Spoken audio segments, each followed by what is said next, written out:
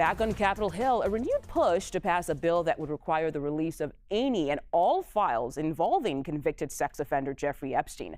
A group of alleged survivors will hold a closed-door roundtable with members of the House Oversight Committee this week. So let's bring in CBS News Justice correspondent Scott MacFarlane. Scott, thank you for joining us today. You have been speaking to one of those victims. So what can you tell us about the message that we'll be hearing from them today on Capitol Hill this week? You're going to hear a series of different concerns from this group of survivors, ranging from whether the Epstein files, if they exist in the way they allegedly do, should be more fulsomely released, to whether Ghislaine Maxwell, Epstein's co-conspirator, has been shown too much leniency and given too much of a platform in recent weeks, including her transfer to a lower security federal prison camp after she interviewed with the Deputy Attorney General about the case, and whether Congress should be getting involved with leveraging the Trump administration to release more of what it has on Jeffrey Epstein. A whole different series of concerns.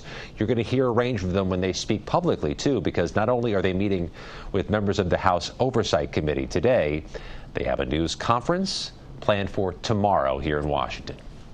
Okay, Scott, I want to switch to a different topic here and ask you about Federal Reserve Board Governor Lisa Cook and her push to keep her position on the board. We know a judge heard arguments from both sides on Friday, so what is the latest to come out of that? It was a lengthy argument, and it was a landmark argument Friday. We have not seen this before. A Federal Reserve Board member suing to keep her job in what is to be an independent board. We expect more court filings in that matter as early as this afternoon here in Washington. Lisa Cook says her firing is unlawful, that she was not given a chance to defend herself against any accusations of misconduct. And what's more, she says it's a violation of her Fifth Amendment rights. The Trump administration is trying to argue that there's cause to fire Lisa Cook, alleging there was some paperwork submitted to banks in which she declared two different properties to be her primary residence. Cook has not yet been heard on those accusations in court, but you can see the back and forth here accelerating as Cook wants to stay on the job. And every indication we had over the long weekend was she still has some access to that position or to her office or to her title, because she did not ask on Friday for an immediate temporary restraining order against the administration. Okay. And Scott, speaking of people refusing to leave their jobs, let's talk about CDC Director Suzanne Monarez. Where do things stand right now in her case?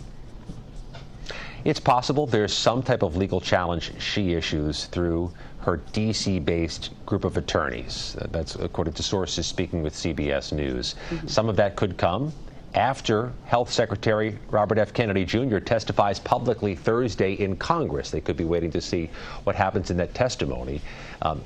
Monarez had at first challenged her departure from the agency, saying she hadn't been fired by the president, which is required in this case. Then the White House said the president went ahead and fired Monarez. So some of this may be political pushback or messaging pushback or legal pushback, but it's clear to the sources speaking with CBS News that Susan Monarez is not done fighting this termination.